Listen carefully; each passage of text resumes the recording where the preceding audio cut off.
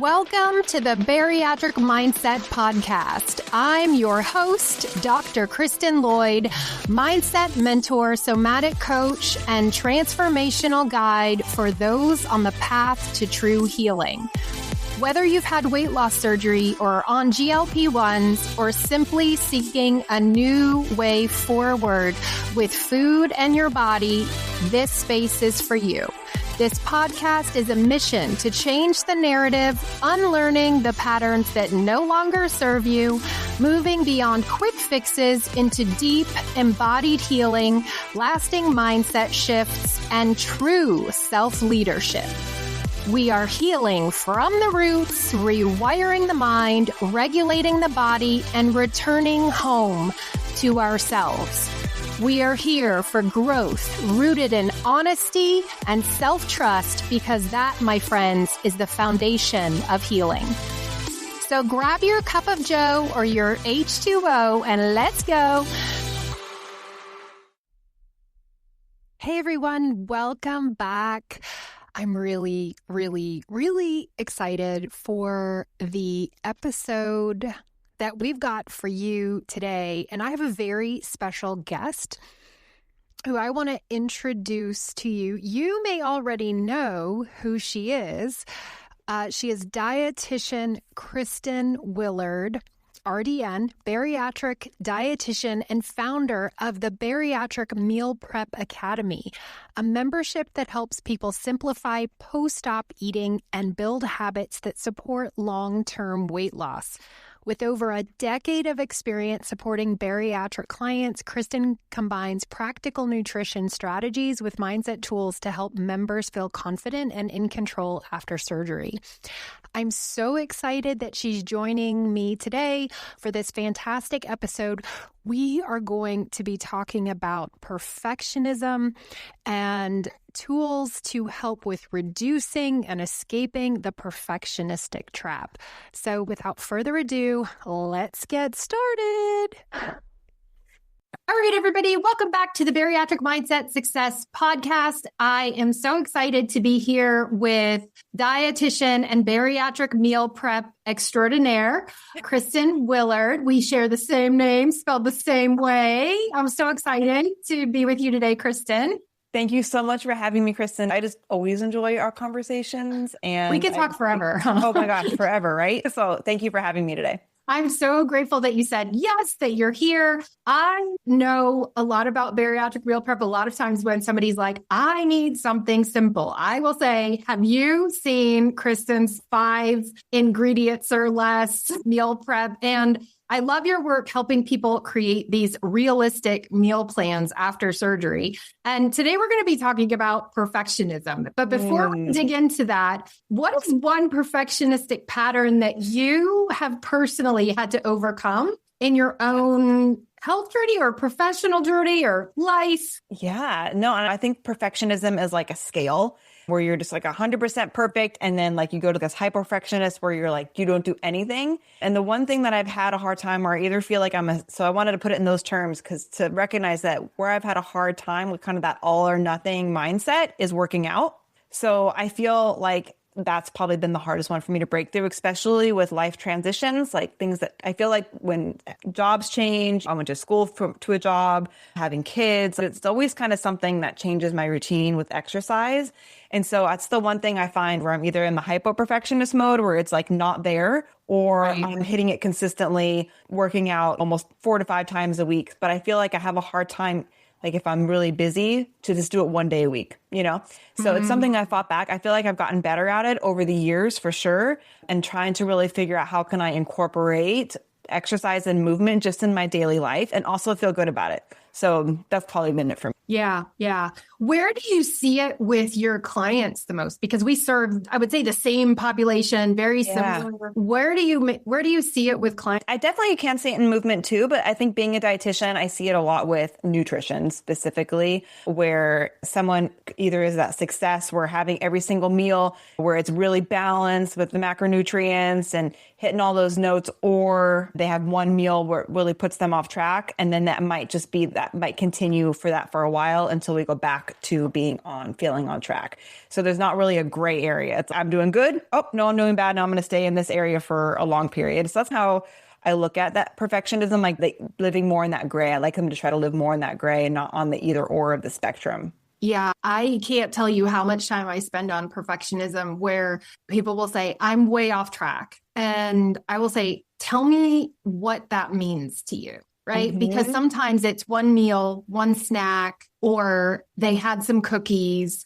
It wasn't what they might consider an all out binge or something, or they'll say, well, I messed up here. And then they go to why bother? And then it kind of spirals from there. In your experience, is there I know you talked about kind of like the all or nothing thinking, but do you think that there is like a big lie that perfectionism tells people on their journey with food, health, or even body image, or with, with their meals that kind of keeps them stuck? Yeah, that they're going to, so a lie that perfectionism tells them, well, first off, that they can even reach perfectionism. I feel like that in itself is something that is really, it's impossible to maintain. That is to always be perfect in all different areas. Like I do feel like you can be like really focused in on one area and be doing really, really, really well with it.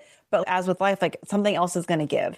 So it's not like we have a infinite amount of time and resources. We have to be very intentional with that. And so when one place is perfect, another one is kind of messy. And so I feel like that's the lie, that you can be perfect in all these different areas and it's unattainable. And I think ultimately what this does is that it robs people of their confidence because they're not able to stick what they had this really good intention. I'm going to be this way, whatnot, but then it's not able to be accomplished. And so then it's like, oh gosh, I'm not good enough. I should be doing better.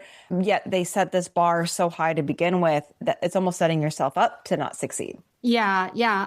Even in my own journey, I noticed just exactly what you're talking about. Like I have rhythms and it shifts. Like I'm definitely what I refer to as like a cycle girl, but I don't mean specifically like menstrual cycle. What I mean is I'm doing great with water. I'm doing great with protein. And then sleep is horrific. And then it could be the next week, I'm great with or better with sleep, maybe not great, but better. And then I may be struggling with my water. So, or stress or something. It's like, I tend to think of my journey as very much, it goes in cycles, almost like a whack-a-mole in a way, and not in a negative way, but I find that it's really hard to balance everything. And even my journey away from perfectionism has been, I can hold what I can hold. And are these categories or the way that I'm balancing these things good enough? Yeah. Because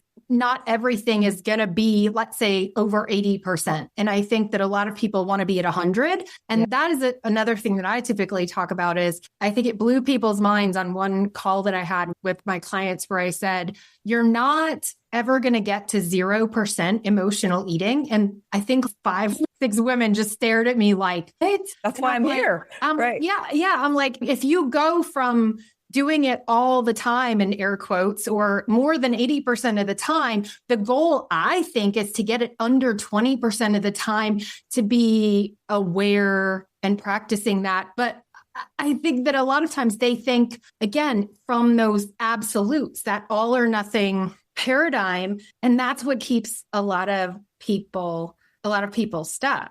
There's a book called Time Management for Mortals. Have you ever heard of that book? I've not. Time Management for Mortals. And it's not a time management book. It's not, how to be super efficient or anything.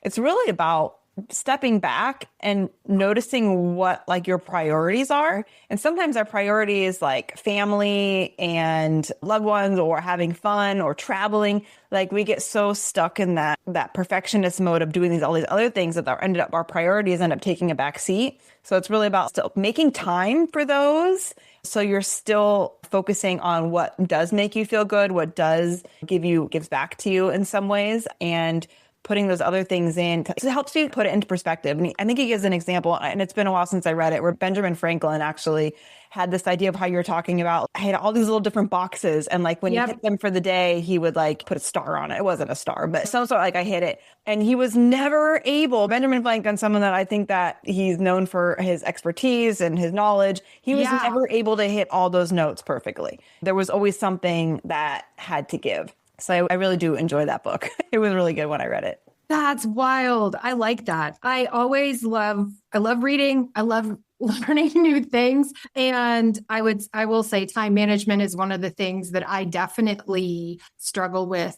As a neurodivergent who's like, squirrel. And even as you were talking, I was thinking about what's for dinner being a thing that comes up for people when you were saying what is most important. I find that, and it's a joke where people say, when you're a kid, you don't realize that you're going to grow up and ask yourself every day, like the hardest question every day of your life is going to be, what for dinner? And I'm curious how frequently you get that question and how that comes up with maybe even a lot of your perfectionistic clients. I don't know, even the ones that may be more experienced.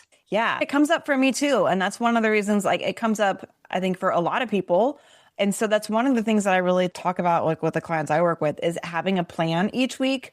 And one thing I create is, well, there's two different things. One is actually your meal plan, but I like to start with what's your ideal schedule. And so breaking up your day, like having an idea of what your protein goals are, what your water goals are, and starting there for a baseline, and then breaking it up into 3 different sections throughout your day. If you need to get 80 grams of protein, let's actually keep it 60 to keep it easy for math right now. If you need to get 60 grams of protein a day, then you're going to need 20 in the morning, 20 in the afternoon, and then 20 in the evening. And so that just gives you a ballpark to start off with. And then what kind of meals reach those goals, and to have a variety of different options. Yes, you're going to do your meal planning so you can have some entrees in there. Also eating out, like what are some eating out things that you can do to be able to stay on that plan? And then also maybe some like meal kits or like frozen meals that hit these marks too. And so you have this ideal that you're starting off with every day of where you need to be at, but you don't have to hit it 100% of the time. I do suggest starting with the upper end, because most people get like a protein goal, start with a higher protein goal. So then if you don't meet it, you are at least hopefully close to the lower end of the protein goal.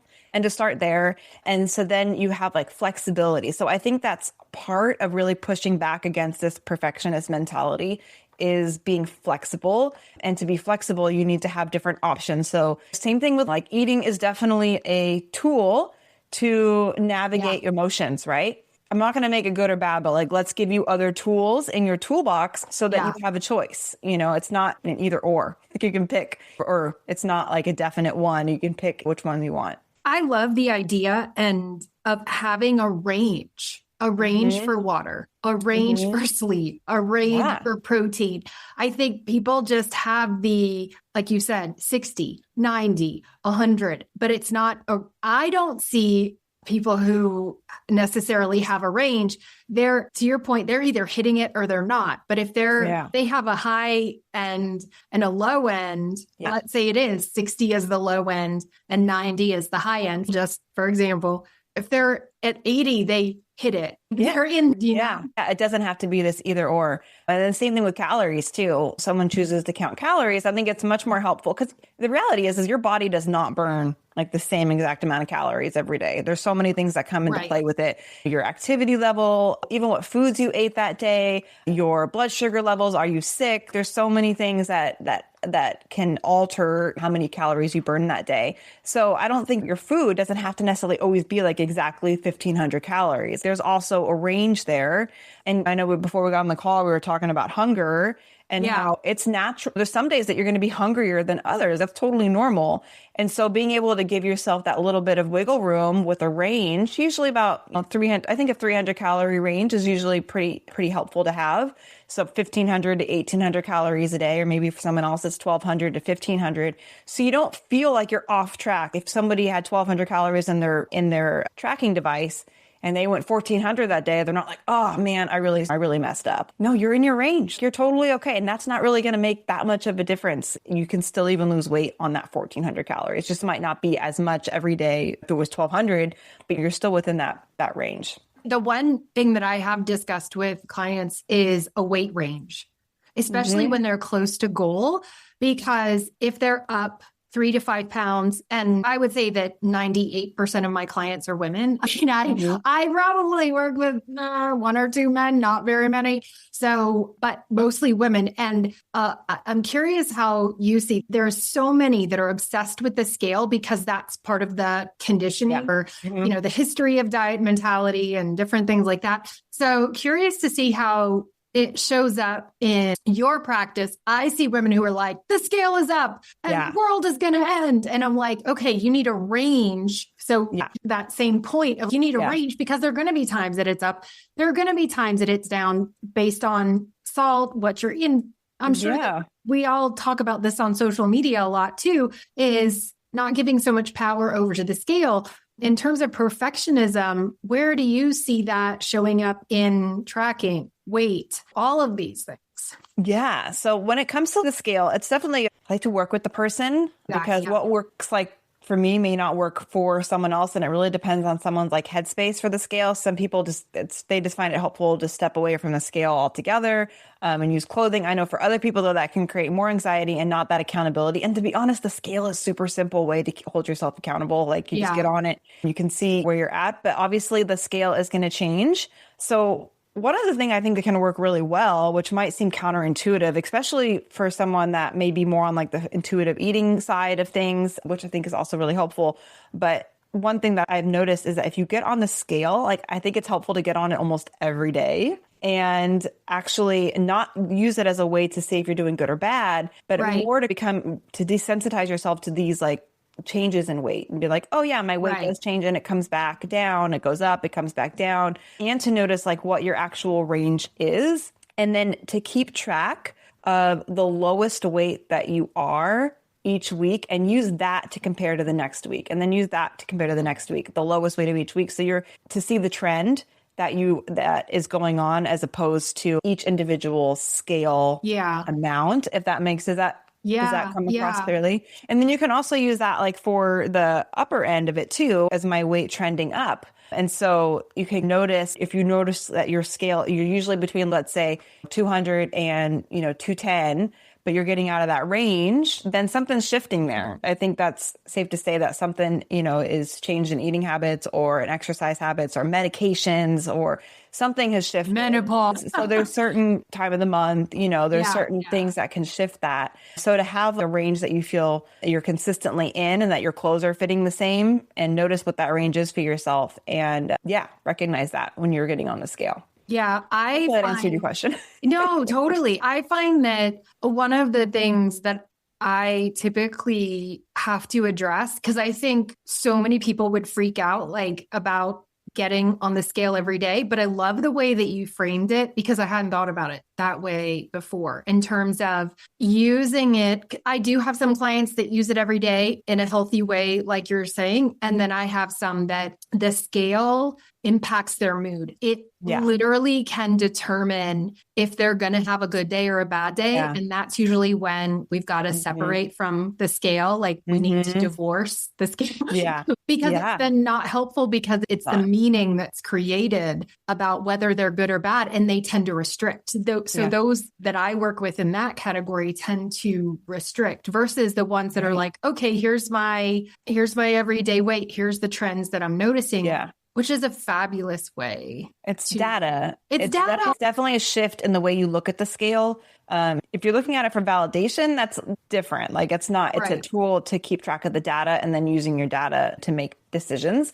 There's emotion involved with food, with the scale. So I absolutely recognize that. So it depends. I think that's why one-on-one work is also important, or maybe like small group coaching, because you're able to get more personalized information. Because I don't think there's a one size box that fits all. I agree. Past relationships are with the scale, with dieting, with medical professionals is all very different, which shapes your protocol essentially. Well, and on that, I wanted to ask, how do you see social media highlight reels or even this is what I eat in a day? And that's not, I know you show food a lot, but in the work that I do, I don't usually show food, but there are folks, that's one of the things that we've seen a lot in the last couple of years is what I eat in a day as a blah, blah, blah, blah, blah. And I'm wondering how your perspective on how some of those things or social media highlight reels may worsen the perfectionistic loop for people on a weight loss journey. Yeah. It's definitely people typically will show the days that they're proud of. I mean, you get some people out there that aren't showing that, which is, I always love that too. But I feel like when you go on social media, typically the ones that are doing well are the ones that have like a very, specific curated meal on there, always exactly 50% protein, always exact 30%, 20% carbs. And so, in fact, I do this too. I always try to like put in my caption, that there can be variety. This isn't necessarily for you, but a lot of people don't read the captions. Social media is intentional in wanting you to have kind of more clickbait stuff. They want you to be short. They want you to be to the point. And I think nutrition, obviously with mental health, it's so nuanced. It's so not one size fits all, but social media pushes the content to be like that. So that's usually what's shown. And so it's important to just kind of recognize as the viewer that this is for your kind of more entertainment, sort of thing, and not necessarily personalized to what you need, which is why it's always good to go back to your team for advice. I think there's definitely, and I think it's helpful too, like even from a professional standpoint, to see stories out there, because since I haven't had bariatric surgery myself, I always really appreciate hearing what someone is going through in a way that I haven't experienced it. And so that can also help me as a professional. So I really enjoy hearing people's stories.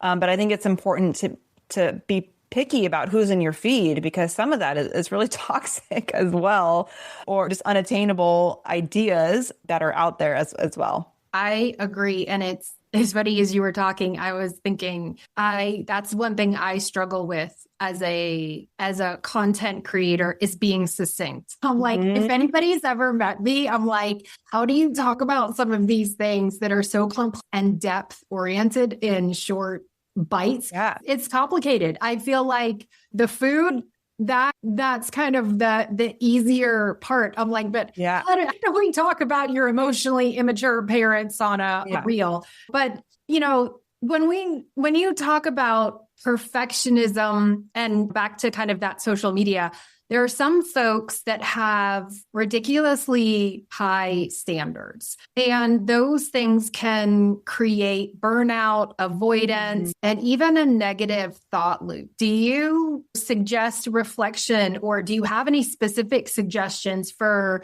your clients that could help them interrupt maybe some shame spirals, or being okay with not doing it perfectly, or suggestions on playing with food, or anything that kind of gets them out of that rigid paradigm? Because it's so, what is the word I'm looking for? It's so toxic. Yeah. Yeah. So you're kind of asking, like, how do you get out of like the social media loop, like when you're on it? Not just or more social just kind of media, get out of but that. taking what they see from that, and then, or again, what they're watching. I loved your point about be careful and pay attention to what you're watching.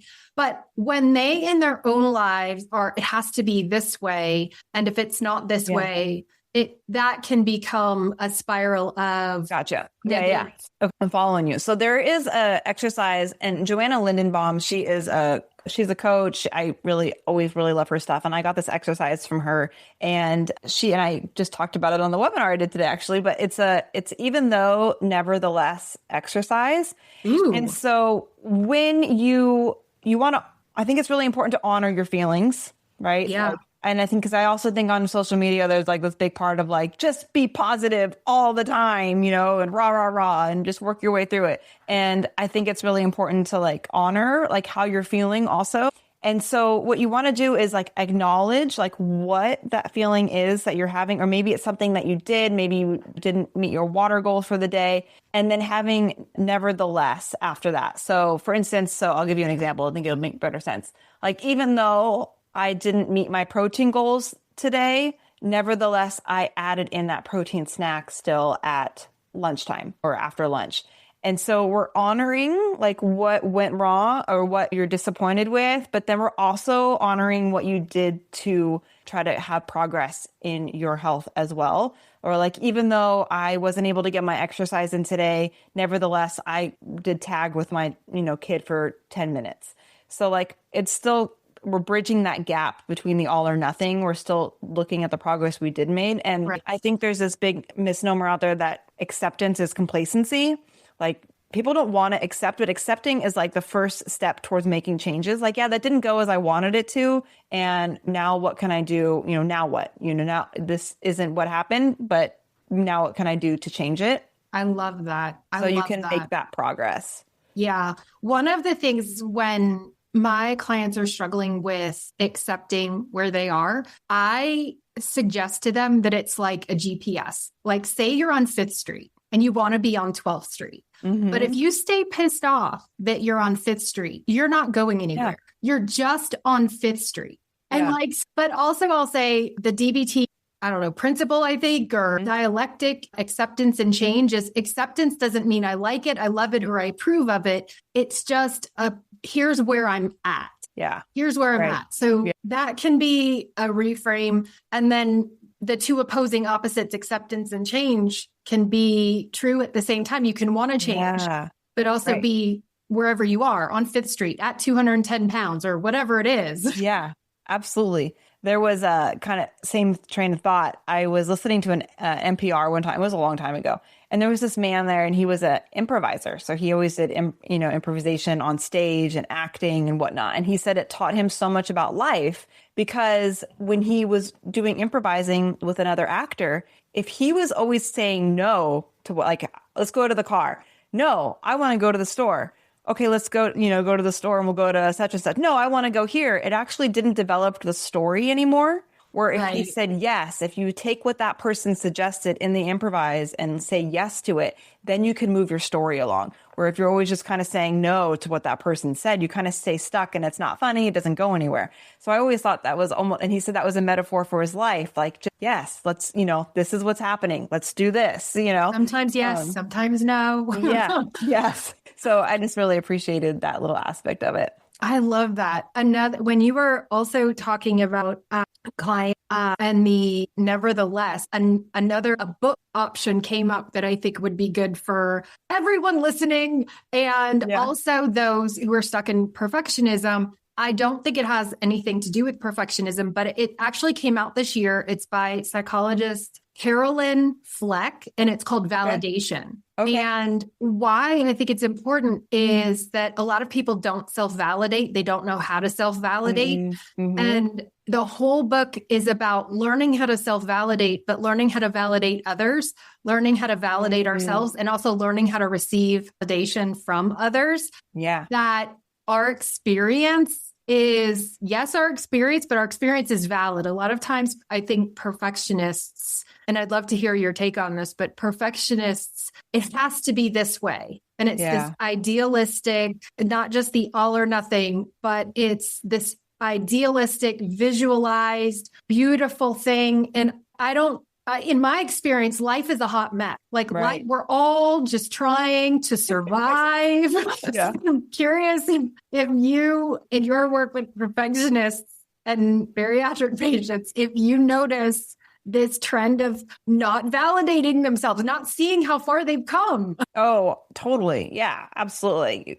It's really hard, I think, to see. There's that whole metaphor, like when you start the journey, you can kind of see where you go. When you end the journey, you see how you now see the new spot where you're at. But if you're in the middle of it, if you're in the middle of the forest, you can't see how far you've come. You can't see how much farther you have to go because you're like in it, So absolutely, I think it's hard for people to see how much progress they've made. And so keeping a journal, it's one thing that I always really encourage people to do is to keep track of their progress as they go along so that they can be like, oh yeah, 3 months ago, I was only able to, to do this with my exercise. Now I can do this. Or 3 months ago, I was just flying by the seat of my pants and didn't have, any sort of plan for the day. Now I at least have a plan that I'm starting with.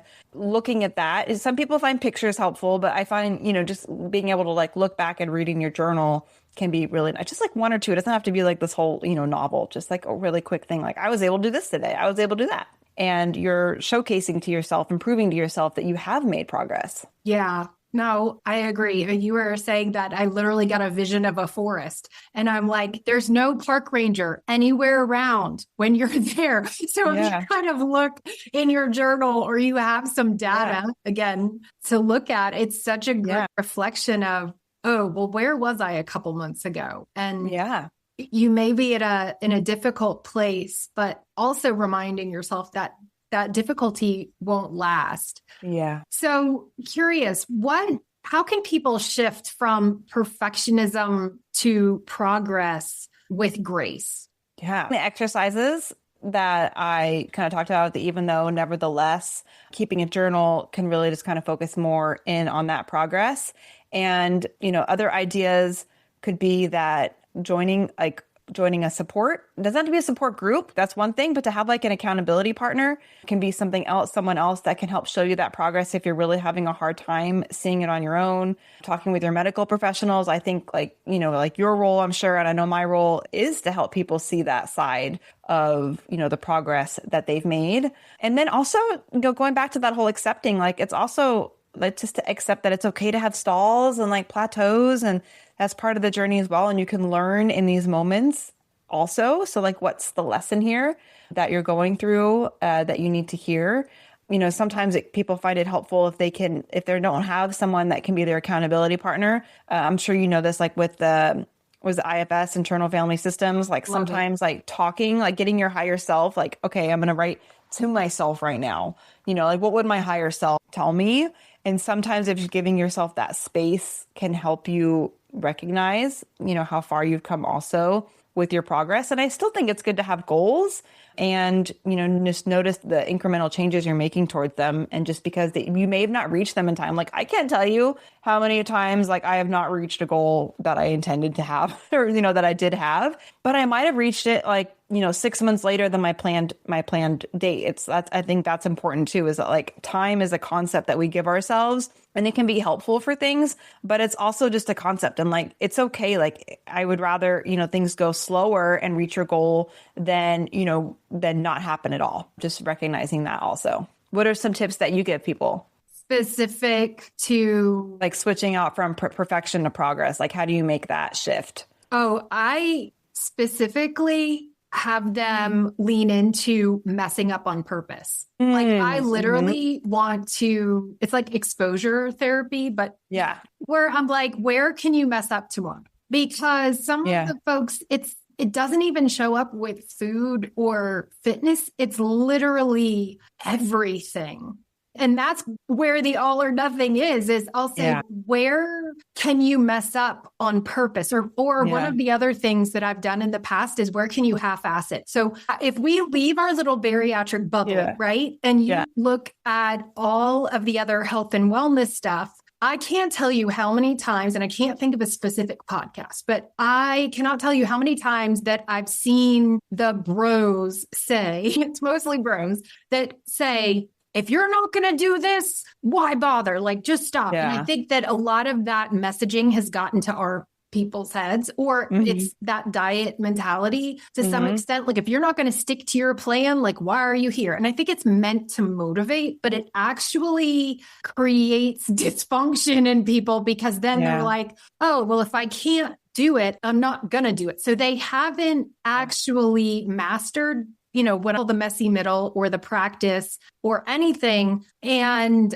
that becomes where I'll say, where can you half-ass it? Where can you do something? 5 minutes, 2 minutes, where can you, and I don't know if we've ever talked about this, but I know I've shared it on social at times. Like I will have calls and they're like 15-minute increments between calls and I'll go and chop an onion. And then the next call, I'm like sauteing the onion. And then the next 15 minutes, that's how I half-ass it. Yeah. That's not every day either. Yeah. But I think that I'll little pockets of time. Yep. Pockets of time. Like where can you plug things in? Where can you, because somebody might say, well, I don't have time to make dinner. Okay. Right. And the food is not necessarily my forte, but it's like, well, where can you do X, Y, or Z? Or where can you, do squats while you're going to the bathroom? And I think that's the shift of, oh, you mean I can do that? It's almost like they need permission to play. And that is the other thing, is where are we inviting play? Because I think at a certain time in our lives, we forget to play. So we do silly stuff in our house. Like actually a couple weeks ago, before I had my surgiversary, but before that I had my birthday. And when we do have a trainer, my husband and I both do, and I was like, I want to pick the workout. And he was like, really? And it was so fun to play with that. And then My husband was like, so he was like, thank you, Kristen. Because we have a joke where I'll end up doing reps and I'll forget, like I won't be counting. And we all joke like it's extra homework. He's like, extra homework, extra homework. Because I'll just be like, I think I'm at 9. And he's like, that's 12, Kristen. Yeah. Like, put the dumbbell down. So with my clients, I'm just like, where can you play with? It could be racing your kids to the mailbox, like you were saying earlier, or having a dance party in the living room and everybody gets to pick a song. Yeah. And I think everybody's in a different phase of life. So where can you play with food, or where can you play with fitness? And I think the whole idea of fun, does kind of shift things. Absolutely. With perfectionism. Yeah. Because having fun and playing it makes it more approachable, I think, when you're doing it, that you don't need to have these like hard lines of, where you need to be. You're exploring. I think that when I think about play, I think about that you're exploring out there, trying new things. You don't have to touch the wall. You can just have fun with it. I noticed like developmentally, it might be a little bit tangent, but noticing it with kids, because my younger ones are, my youngest one is 5 and my older one she's about to turn 9. And you can see the play, like she's much more analytical now, I want to be in the line. Like it's not right if it's outside the line. Right. We kind of have this natural tendency as we get older to lose that. So it takes, I think, conscious effort to go back and play with it. And that's not definitely my area of expertise with child development or anything, but I just kind of noticed that. It's not mine either. And I had a parent teacher, like they were doing that this time of year. So parent teacher conference yesterday. My son's doing great, but it was just like check in with the teachers and stuff. And we had this meeting, and I know he has told me that he's been like struggling with math. He's not really struggling with math. It's just that he's not where he wants to be in math. Yeah. And he's excelled in math. So he's been struggling. Well, what the struggle is, this is a different P, but I'm, circling back, is practice. And so I was talking to the math teacher and she said, these kids, they don't realize that, and he's in 7th grade, they're going to need to do the homework. Like it's not just something you can finish in class or in that little block of what they call extra learning time. Like they have to take it home. She said, when it comes to sports, they're all about practice. You got to practice to get better. So that growth mindset, right? Yeah. And she said, but why is it they're not translating that to their studies? And I'm sitting over here, why are most of my clients not translating the fact that if you've never ridden a bike before, you're not going to be an expert at riding a bike. You've got to ride the bike. Right. Like, where does that come in? My clients are not necessarily riding a bike, but with all of these things that, okay, now I'm a bariatric patient, or now I'm on a GLP-1, like, what are the lifestyle changes to implement? Yeah. And then it's like, they get mad, like, I haven't gotten this yet. I'm like, I'm just going to pick a name out of nowhere. Like, Melissa, you're 3 months post-study. How long do you think it'll take? Like, how long did it take you to learn Windows? How long did it take you to learn XYZ computer program? Right. Or drive a car, or like Fortnite or whatever. Well, we like to naturally be good at what we do. Like, there's definitely like, we want that. And so when it doesn't happen, I think it's easy to kind of throw in the towel that, oh, I'm not good at this, where it's like, no, but you just haven't had as much practice with it. And I think that's a beautiful point to bring up. Like, you're just not all of a sudden going to be good at cooking. You're not all of a sudden, like, I have messed up so many meals. Like, I can't tell you the frustration of putting in like a beautiful, Martha Stewart kind of meal, took a long time, and you get on the table and it tastes like yucky food. And you feel like such a waste of time and resources, and it just feels, oh, why did I even do that? But like, you do get better. You do have, I don't have those moments nearly as much as I used to, because I see a recipe and I'm like, I don't think I'm going to like it, that way, or that didn't work out for me last time, I'm going to try it this way. So the more you practice it, definitely the better. And same thing with working out, figuring out a schedule that works for you can be helpful with that as well. Yeah. I had a trainer on a couple weeks ago, and I loved what he talked about. He said, whenever somebody doesn't like exercise, I tell them to go on 50 first dates with exercise. And I was like, that's the title of your next book. Yeah. I loved it. Because that's that idea of, if you don't like whatever yoga, then try something else. If you don't like, so I think also we think we have to do it a certain way, coming back to that rigidity, which is where I think perfectionism is born, that we get stuck Or, Yeah. the thing that you were talking about, because I've messed up so many meals. As a matter of fact, I asked my husband, like, how is it? His favorite phrase, this is not all the time, but early in our marriage, it's edible. I'm like, Yeah. edible? Like, it's edible? Like, We are to the marriage. Be honest, but I be want honesty, honest, but not right? like, blatant on it. Yeah. I'm like, edible? Like, but I think that's something that we're all going to mess up. And to your point, it's with practice that we get up, that we get better. With practice, we get better. So if someone's listening and trapped in, I messed up, I might as well quit. Yeah. What is something that maybe something you've already said, but is there anything else that you would say to them to remind them? I know I would say practice, but Right. Practice. Absolutely. And I think you brought up some other things too, as far as like expectations. So oh, like, that's good. Yeah. how can you shift your expectations a little bit? Cause like I've always joked around that high expectations are the key to unhappiness because, Ooh, I love that. like they're so unattainable. We have this high expectation of ourselves and Yes. of others too. Like we have high expectations, like we can disappoint ourselves in that way too. So just, I feel like, yeah. So the opposite of that would be the key to happiness is low expectations. And that probably sounds, yeah, not good to some people, but I really feel like it helps me just to go into it. Maybe Like, lower until we have more practice. right, exactly. So let's kind of start like if I have Maybe that's a range. That could be clear range. What's the goal here? What is my ultimate? Like, I think it is, once again, going back to ballot and, honoring your feelings. Okay, what do I really want to achieve here? Okay, well, what's like half that, or, it depends on what we're talking about, but like, let's, so if you want to work out 5 days a week, okay, let's start with what's half of that goal. Let's do two. Let's start off with two and then work your way, up and have that. It doesn't have to be like, I'm only going to do two. Like if you're feeling it and you want to go work out for another couple of days, like absolutely. I'm not telling you not to, but more to be like, put the actual goal of like, I'm, going to work out 2 days this week, or at least you can even change the wording. I'm going to work out at least 2 days this week, or I'm going to meal prep at least one meal this week.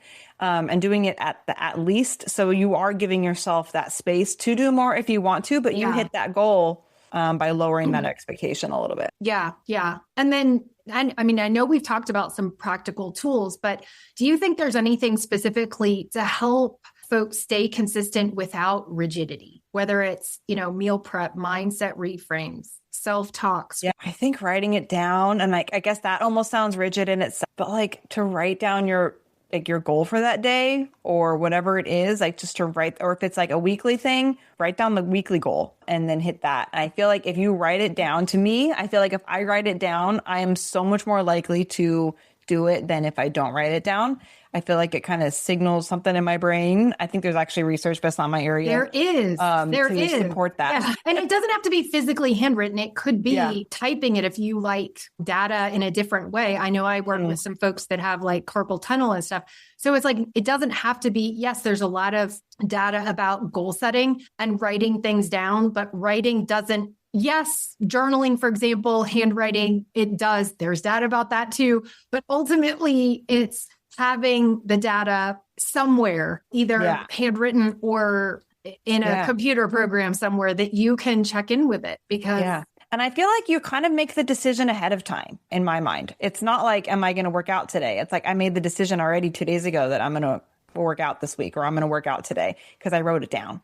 Like it just kind of, it just holds yourself accountable a little bit more as far as like, the actual, I know some people really do find that meal prepping is helpful because it can save them time in the week. It really reduces like that decision fatigue because you already have a plan of like what's for dinner. You don't have to like actually make the meal, but even just planning the meal is super helpful. And it can afford you time later to go work out. If you come home from work or come out off of work and you can go work out and then you have your meal ready. If you did actually meal prep it. So just, I think it depends on what works for each person. But I think writing is the number one thing to do. Whatever your goal is, write it down. Yeah. Yeah. Do you think that also how or when, or is that too rigid? Like in that specific day? Yeah. I never really thought about that specifically. I would, what works for me is definitely not a perfectionist way. I have my calendar right here. Mm-hmm. And when anything pops into my brain that I need to do, like I just write it down. If there's a goal that I want to do for that week, or like if I'm making sure to work out or whatnot, like I put it on the day. Like the moment it comes up, like I just get it out of my head and then onto the paper. And I find that personally helpful. I know, some people really like to spend like that morning, they get up, and it's something I do too, but I don't write it down. I kind of just take a moment for myself in the morning. I've been into candles lately, like writing the candle with the intention and stuff, but so it's not necessarily writing. But yeah, I think the writing it at some point, I don't think you have to be super rigid. For a while there, I did it always on Sundays. Like I got up, I wrote, I wrote what my goals were for the week. And I still get on kicks. Like we were talking about that. Like I get on my kicks for sure. Oh, yeah. And then when I do feel off centered, like if I do feel off balanced, then yeah, getting back to writing is like the number one, having a plan for that week helps me if I notice I'm feeling off track. But just because I'm not like writing everything each week doesn't mean that I'm off track. There's just a feeling I get. And then I'm like, okay, I need to reel myself in. I want to be on track, so I'll start like on a Sunday or on a Monday morning or whatnot to write those down. Because I think when we're practicing what's really these different behaviors we're talking about, meal prepping, exercising, journaling or whatnot, if you practice them enough, you don't really think about them and you don't need to like always write everything, you don't have to. It's just already part of your subconscious habit. But if you feel like those subconscious habits aren't serving you or you need help with that accountability, writing down, I think is really helpful. This is not an intentional plug, and it's not a self plug either.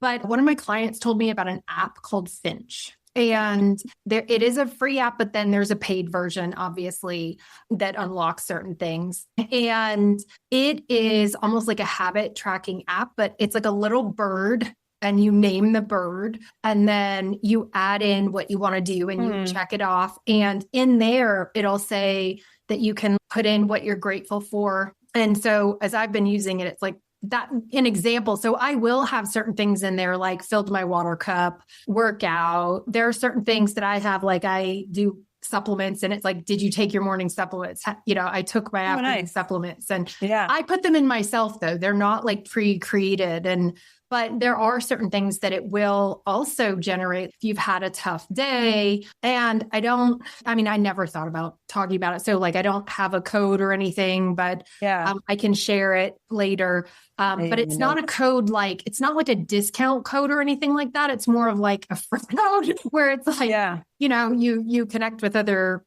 people. But I had a client tell me now I think I've had other people that have said, oh, I'm trying this. Is anybody on this? And that's an app that can be used. It's not a food tracking app. It's not a weight tracking app. It has nothing to do with that. It's just more of, it could be, I did my laundry or, I emptied the dishwasher today, or I wrote myself a love note or, something like that, which I think can help people also to be accountable and really any habit tracking app would be great, but can we also recognize, and it also says, how do you feel? That's another element. So it can ask, just in reflection, how you're doing. But I totally agree that when we build a practice, and I can remember for the longest time, I would buy these journals, these really fancy, schmancy, beautiful, and I've had clients do bullet journals and they've showed them to me. I am just not there. I just don't have the time, the attention. I'm spending my time elsewhere. And that's totally okay with me.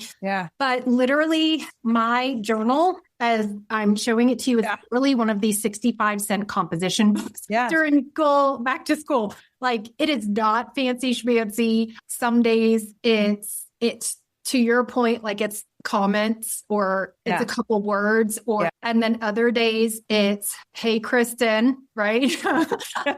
You're doing great. Or Kristen, you're a hot mess. We need to get, so I'll also talk to myself in third person, which I think also helps reduce the intensity of a lot of the emotions. But to your point, I think writing it down is great for reflection because it could be, man, Sunday was tough, but today's Tuesday and I'm surviving. Yeah. You're able to cut. And I think it normalizes that when you keep track of your emotions, like who was it? I don't know. There's something, I wish I had names. They described emotions like the weather, that they come and they go. And do you know who it is? Think of something. No. But, last year, a little bit. Last year, it was my perimenopause was awful. Earlier this summer, it's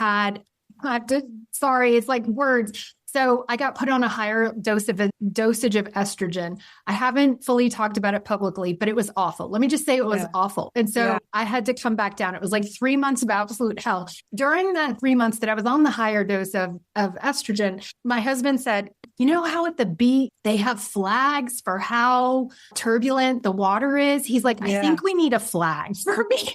He was like, I think we need to start. And both him and my son were like, yeah, mom. Cause he would say, I don't know, dad, today, I don't know. I'm pretty sure the perimenopause is coming out. Like they would use these terms. And so that when you said that, it made me think of that because there was some days that I was cool as a cucumber. And then there were other days where it was stress. Yeah. It's so like keeping track of that, I think is also can prove to yourself that this is going to pass. And, you know, there's to go get something checked if you're way off, like I was. Yes. There's clinical depression. Like there's definitely like some things out there, but I also feel like it's natural for us to not be happy all the time. Like we're not going to be happy all the time. We're not going to be sad all the time. Realize that. Yes. And if you are happy all the time or you are sad all the time, you probably should talk to some, like there's definitely, if you're noticing that these aren't natural shifts for you throughout the day or week or month, then I think it is important to get some medical help as well. Yeah. Yeah, no, and that was the key thing was I knew something was off. Yeah. And then now, again, the ongoing joke is I feel 100% better since I changed it. And of course, it was in front of the trainer. I asked my husband, I was like, so do you feel like I'm more normal now? And he literally looks without a beat and he goes, I don't think you've ever been normal. I love you. You're not going there. No, it was like, it was just, that's our love. Like, he's just like, I don't think you've ever been normal. Thanks, babe. I love you too. I love you too. So if our listeners can take one thing away from today, and I think I know what it is. I think I know what it is. But what do you want them to remember about perfectionism? Is that it's not real. It's not something that you can attain, and to have compassion and grace for yourself with the small decisions that you're making every day that eventually lead to big changes. It's about those small things that you can do consistently over time and not those things that you can do perfectly one or two times. Kind of messy, small, doable things is the path forward. I strongly believe that. Yeah. I love it. I love it. Okay. So I'm going to include all the information I have for you in the show notes, but where can people connect with you and what resources do you have for those who are wanting healthier, more sustainable approach to nutrition? Because I know you like to make it easy for folks. Yes, I do. I try to make it as simple as possible. Find me on my website, bariatricmealprep.com. It's all one word. If you're on Instagram, TikTok, Pinterest, Facebook, my handle there is at bariatric.meal.prep. And you can find me there. You go to my bio, there's a free meal plan. I've been using one of those new things where you can comment and I can send you the meal plan. I don't know if that'll be on there by the time this comes out because I have a mixed relationship with it. But you could always just DM me, send me an email, and I will get back to you. That sounds great. Thank you so much for being here today. I can't wait to share this with everyone. I'm so excited. Thank you so much for having me on. I always enjoy talking to you, and I hope to connect again soon. Yes. All right. Talk to you later. All right. Bye.